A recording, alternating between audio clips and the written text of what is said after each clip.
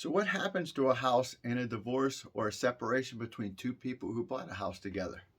Let's watch this video and find out the best solutions. What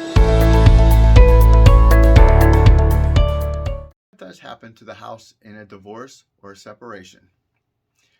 There are several key factors to make it go smoothly. The number one key factor is to be civil amongst each other. I've dealt with many divorced and separations. Most of them were civil, little anger, that's why they're separating, but they worked together. That's the best way to handle the situation. I had one that was so nasty. At the closing, the sellers had to be in two separate rooms. I had to have the police there to escort them each out and off the property. They were yelling at each other across the hallway for each other when time was signed the papers. They were angry. The swearing was just unbelievable. You could feel the tension.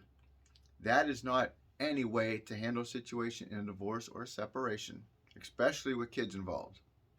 Here are 5 different ways to handle the divorce and a separation in the best possible way for all parties. The first one, which I see a lot of, and people don't understand this, are they go through the divorce or separation but still live together. It's a little awkward for some people saying they're getting a divorce or they're separating from their spouse, but they're still living together. The reason they do that is it softens the blow to the children involved. It's ease on the financials, so one doesn't have to move who can't afford another place. So they live together. We deal with the situation. We get the house sold. They take the proceeds. They go their separate way. That's the best scenario that I have seen with couples in a divorce or a situation. The second way is one can agree to stay in the house while the other moves out. I see this happen. It's not as popular as the first option, but I see that happening because they can't live together anymore, which I understand. So on this situation, it's best to keep the children in the house. It's less stressful for the children to be in the house than to have to move. When they have to move, they're dealing with mommy and daddy not being together. They have to deal with possibly a new school district, meeting new kids around the neighborhood, not knowing the area. It's just too stressful for kids. So when one spouse decides to stay and the other decides to move on, it's best to leave the children in the house. It softens the blow, as mentioned, on the children. A third option is one spouse can buy out the other. When you buy out the other, you turn around and get a new mortgage to get the one spouse off the mortgage, so now it's in your name only.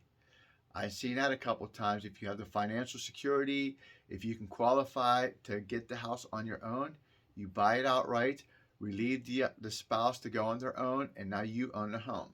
Again, if you can keep the children in the house, that's the best scenario because they're accustomed to the house, accustomed to the neighborhood, they have friends, the school district, so it's best to leave the children in the house if possible.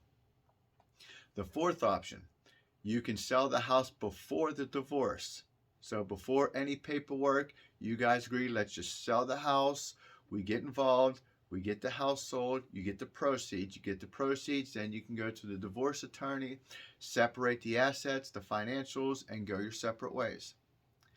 And the last one is you can sell the house after the divorce. So after the divorce is finalized, the lawyer will want to come in and try to take it to court to settle the assets.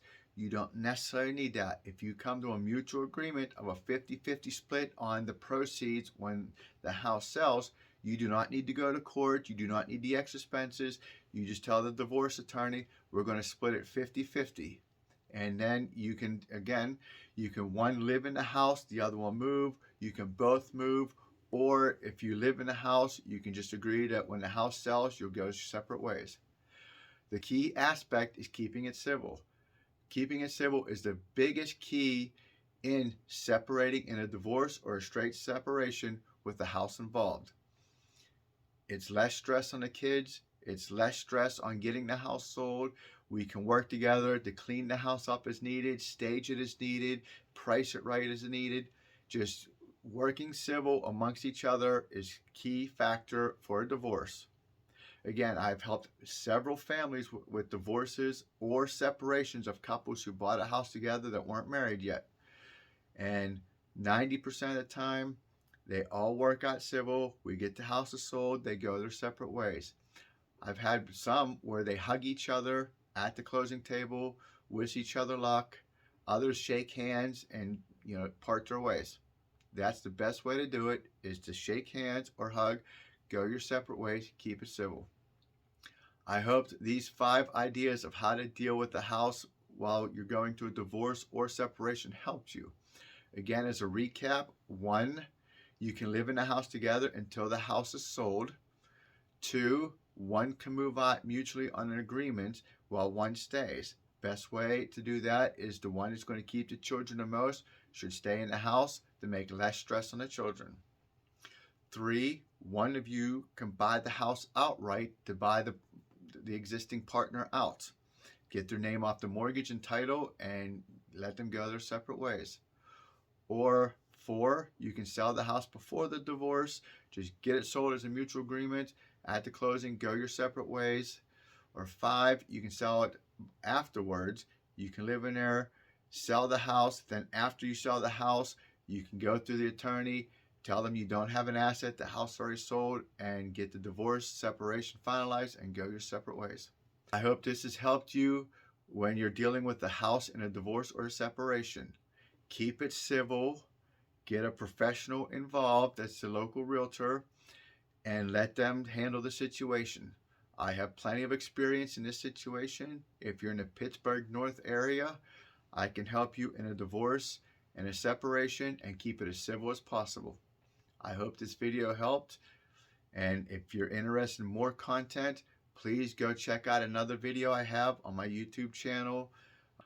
I hope this information is valuable if you're going through a divorce or separation and have a house involved. I also have more information about going forward with the house. If you're moving on and you want to buy another house without your spouse, there's low money down home programs I do videos on. There's down payment assistance going through a divorce. Maybe there's not a lot of equity and you don't have any money left over after the sale. We have down payment assistance programs, low money down programs. Just subscribe below if you want to, or go to my YouTube channel and look through my videos and pick out one that's best to suit your situation. Again, I hope this helps, and I look forward to seeing you in another video.